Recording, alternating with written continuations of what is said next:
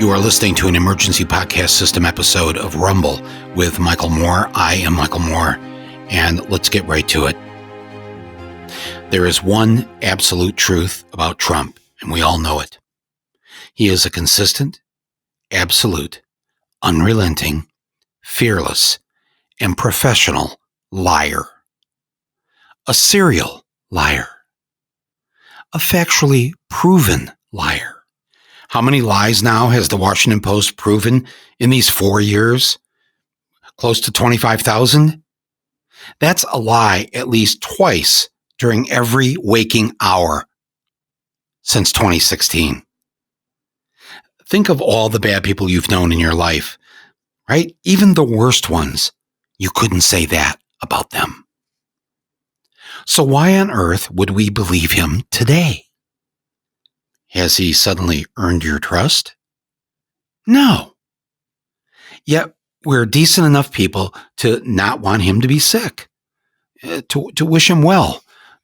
Maybe just this once, give him the benefit of the doubt, because why would he lie about this? But that's not the question. The question that we, and yes, by we, I mean you too, the media, the only question we really need to be asking right now is this. Why would Trump, all of a sudden, just start telling the truth? All of you, my friends, have been saying for 4 years, Trump's a liar. Trump is a liar. So why would you believe him now? He very well may have COVID-19. In fact, let's just assume he does. Of course he has it. Does that make him not Trump? I'm certain Mussolini came down with the flu one time. Pinochet and Franco would catch a cold every now and then. Margaret Thatcher must have had a migraine or two. None of them suddenly became nice or did good things or started telling the truth just because they got sick. Jesse Helms, with a runny nose, was still Jesse Helms. But Trump, as we all know, has a history of lying about his health. His longtime New York doctor, remember him, Dr. Bornstein, admitted a few years ago that Trump actually dictated his perfect doctor's letter during the 2016 campaign. And then there was, remember, the White House doctor after his physical a year or so into office? The doctor stood there in the White House press conference room and said that he wouldn't be surprised if Trump lived 200 years. And what about Trump's lying about that emergency trip to Walter Reed to, quote, complete his physical? But of course, the OG of lies from Trump began back during Vietnam when he said he had bone spurs. One health lie after another. Trump also has a history of lying about his opponent's health. You know, remember like when Hillary fell ill at that 9/11 remembrance ceremony, or what he's been saying now about Biden's health. Lie after lie, especially with health.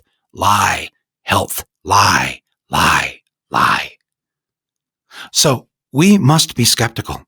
And even those of you in the mainstream media, when you say something like today, you're just reporting it as fact now, even though we have no proof that Trump has COVID-19, you have to at least say Trump has COVID-19, and then go where reporters and journalists need to go. Ask questions. Or the headline that's in the San Francisco Chronicle this morning, Trump says he has COVID-19. That's true.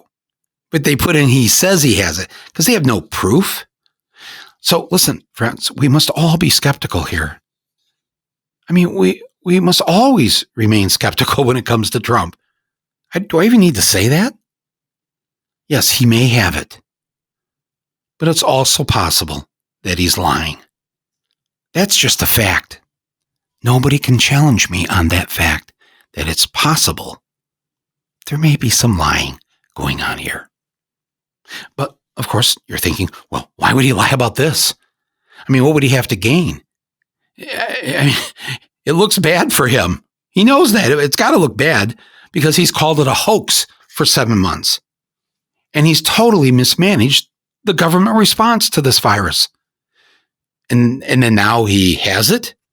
Doesn't it look terrible for him that he's spent months downplaying wearing masks, dismissing social distancing, holding large rallies filled with elderly at-risk supporters, and even killing his own supporters like Herman Cain? And doesn't this go against his brand of always projecting and exaggerating his own strength, his own health, his genetics, his virility? Yes, this is all true. He would not want to admit he's come down with a hoax. But, and this is the big but, he is losing the election. And he knows it. This is not 2016. He was hated in 2016, but he's hated even more now. Millions of Americans are on fire and are on the verge of serving him up a major league ass whooping and a record landslide defeat. He knows this. So he needs, and I mean needs badly, to change the conversation about this campaign. He needs to change the subject. And overnight, he's done just that. Democrats, liberals, the media, and others have always been wrong to simply treat him as a buffoon and a dummy and a jackass. Yes, he's all those things, but he's also canny. He's clever. He outfoxed Comey. He outfoxed Mueller. He outfoxed 20 Republicans in the GOP primary, and then he did the same to the Democrats, winning the White House despite receiving fewer votes than Hillary Clinton. He's an evil genius. And I raise the possibility of him lying about having COVID-19 only to prepare us and to be able to counteract his game, to make sure that we're not being played on any level. And remember, his best lies are often half lies. There's a little kernel of truth to this, and then there's a whole lot of other lying that's going on. He also knows that being sick tends to gain one sympathy. He's not above weaponizing having COVID-19. This is why he needs to change the conversation, though. The New York Times tax story, his evading of taxes, this was horrible for him. As was the Atlantic story about him calling American troops losers and suckers. My friends, there are a dozen more of these stories coming here in October. Trust me.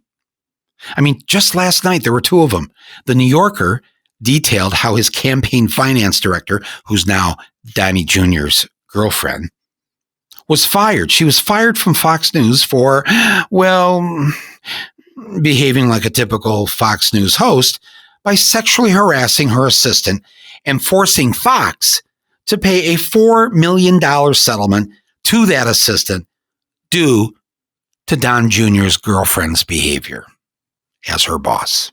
And also last night, there was CNN playing an audio recording of Melania talking shit about children separated from their parents at the border and talking shit about Christmas. Christmas! These stories are about to be a daily occurrence. However, now they may get less airtime and be less damaging since Trump and FLOTUS are now sick and supposed to be in our thoughts and prayers. But most dangerously, and please hear me on this, most dangerously is that Trump may use this to push for delaying or postponing the election. The Constitution does not allow for him to do that, but he doesn't give a fuck about the Constitution. He and his thug Attorney General Barr have no shame and will stop at nothing to stay in power. He may even use this as an excuse for losing, should that happen. Or should I say, when that happens. And then there's this. He may use his COVID as a pretext to drop out of the race and move Pence to the top of the ticket. Pence would temporarily become president, and then Pence could preemptively pardon Trump and his family for all their crimes. Again, though, he may have COVID. He probably does. But never, ever, ever take him at his word. And never, ever, ever underestimate his survival skills or the depths of his deception or of his evil. So what can you and I do today? Most importantly, make your plan to vote and stick to it. Question everything. And if you and I are finally convinced he has it, do not sit silent as he schemes how to use this illness to his benefit. Finally, on a personal note, stay alive, Mr. President. Your exit from public life must happen in the right and decent way. You have many years to live. You have a child to raise, grandchildren who need you, and a base that loves you. And the families of nearly the 250,000 dead who might be alive today had you done your job, had you cared, had you not played politics with people's lives. Over 200,000 lost souls. And you knew. You told Woodward in February it was a plague. It was airborne. It's a killer, Bob, you said. At the very beginning, before I or anyone listening to this knew it, you knew it. And 200,000 are now dead because of the decisions you made, because you, Trump, denigrated science, and you ignored the doctors, and you told the public to ignore them too. I'm certain you're listening to the scientists and the doctors today. COVID must not remove you.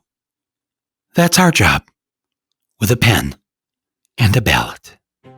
This has been an Emergency Podcast System episode of Rumble with Michael Moore. I'm Michael Moore.